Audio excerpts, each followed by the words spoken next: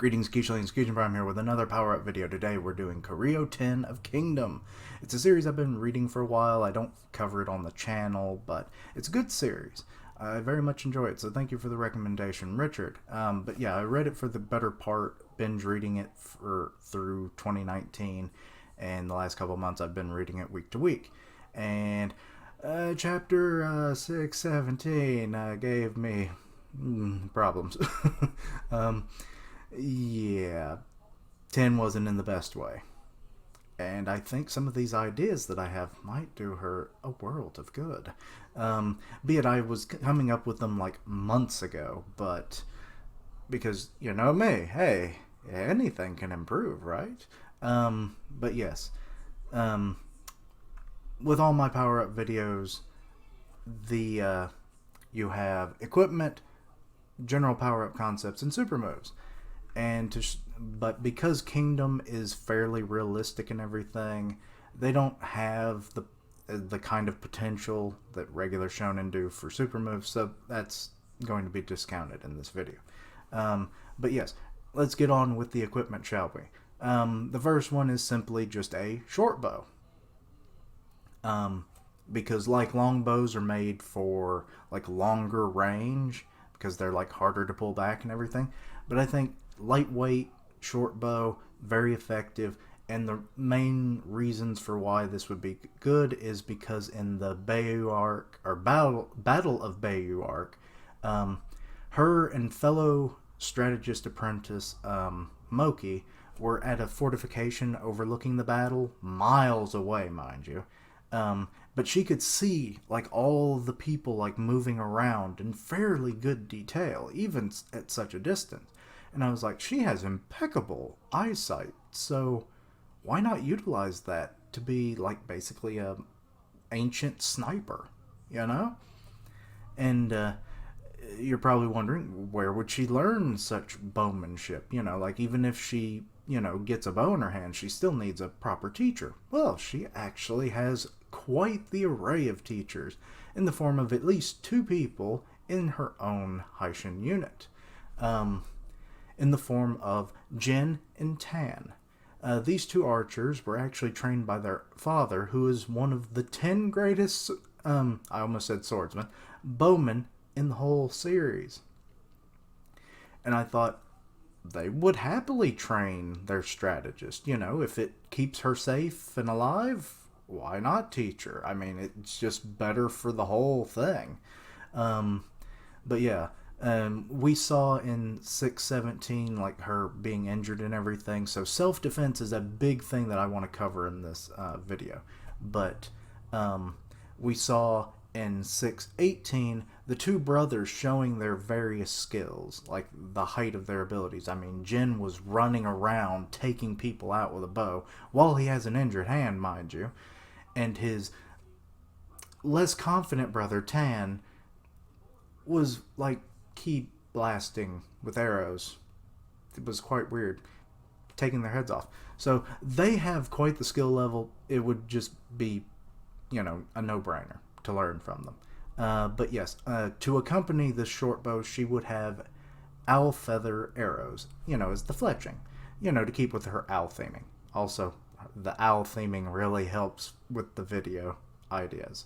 But yes, next up is more of a short-range weapon. We have talon knives. Basically, it's like take the handle of the blade or something, and then the talons of a owl, which are very sharp. I mean, owls do kill things with them, you know, all the time. Many of our chickens have died to owls. So, yes, I know personally of their deadly force. Basically, just it's a little knife with a talon on the end, and if someone ever got close enough to her that's trying to do her harm, she can just and then threat done. Plain and simple. I mean, Kingdom doesn't hold back on the gore, so why should I hold back on the potential of what she could have in the future? But yeah, these are lightweight weapons. She just, you know, you wrap like a piece of leather around to hold the talon onto the handle. There you go. Simple as that. Moving on to the Claw Gauntlet. Now, this particular weapon is a bit more complex, but it uses the same principle of the talons of owls. Um, these would go rather Freddy Krueger style, with 4 talons this time. One on each of the main fingers because the thumb is a digit but not a finger. Also, gotta have some level of safety there. Um, but yeah, like she just slips these on, and then whenever anyone gets close to her, she just rakes them like across the face because that's usually the part of the body that most soldiers have exposed. So, makes sense that that would be prime striking location. Um, and plus, it would add some level of defense because it's like a large leather glove, like those falconer gloves, kind of. So, yeah. Like she could maybe block an attack coming at her. Um, Next up is something that I wish she had already, but whatever. It is the owl shield. It is it's stylized after like a Viking shield, but also this thing I found when I was like looking up ideas for an owl shield, like just kind of the motif, but I found like a literal wooden owl shield someone had made, and I was like, this is perfect. So I combined the two into a lightweight. It's going to be kind of small because she's not overly large or anything, so it'd be maybe about half the size of a Viking shield or something. Something she can put on her back when she's not using it, but if she needs to, she can easily protect her face and other vitals, So, and it keeps with the motif. It's lightweight because it's made out of wood, but it's sturdy enough because of the metal framing and stuff. So she's more protected than previously. And next is chainmail. Simple as that, chainmail. She wore like metal plating armor back during the I always forget the name, but it's like the first rebellion arc when they were trying to get Issei back on the throne and everything after his brother took over. So yeah, she wore that.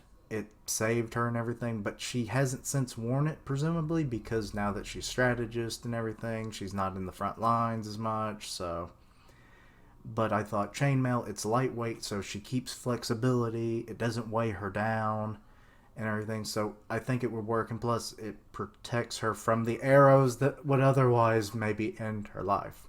Um, I got traumatized by 617. Thank you, Ken. Thank you, Ken. But yes, chainmail. This one, it's a bit of a stretch because the fact that chainmail technically didn't exist until about 300 years after the story of Kingdom would take place historically. But I think a little stretching is fine because they could maybe come up with something, like maybe wooden plating, but chainmail is more effective. But yes, moving on is the Great Horned Helm. It's a helmet styled like a great horned owl. While not native to China, I would think that, given that, what's his name? Rio Fu. Or Rio Fu. Whatever. He's in prison now. He brought in, exotic animals from, south of China and everything, from, India and whatnot, elephants.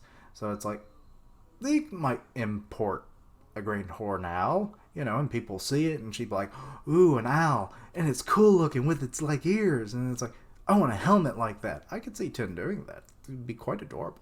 But yes, it's stylized like a owl's head, and plus, I actually found a picture where the coloration is almost spot on with what she looks like normally.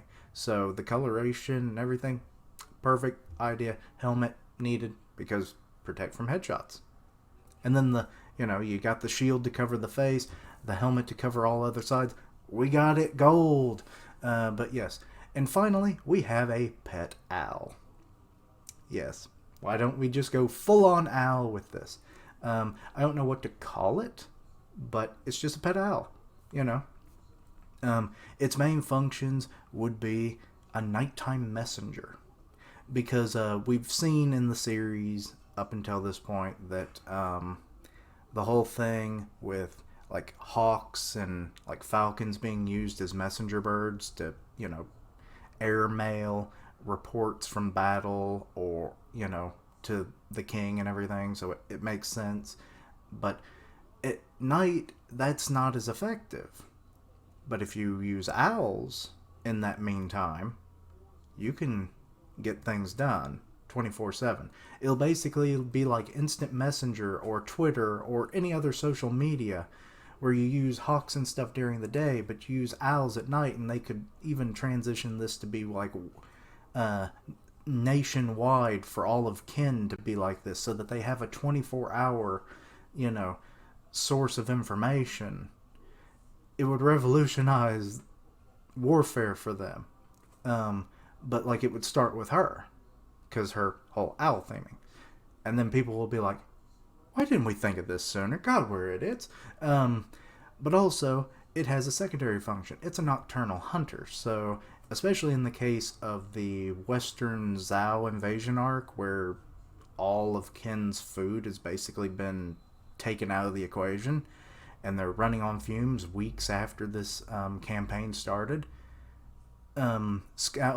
Salvaging and scavenging for food is a crucial thing for survival. So I would think an owl that could hunt at night and bring in like a little, like a rat, make some rat stew, anything to survive. It doesn't sound great, but when you're hungry, you're hungry, So yeah, but that's about all I really have, planned. Other than, I guess you could potentially also say like the owl could be used as like a night scout and kind of like get the drop on enemies that are like trying to hide and move through the the brush and stuff at night.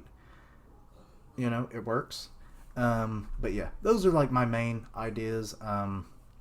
Let me know any ideas you have, any way to improve these ideas. Let me know down below.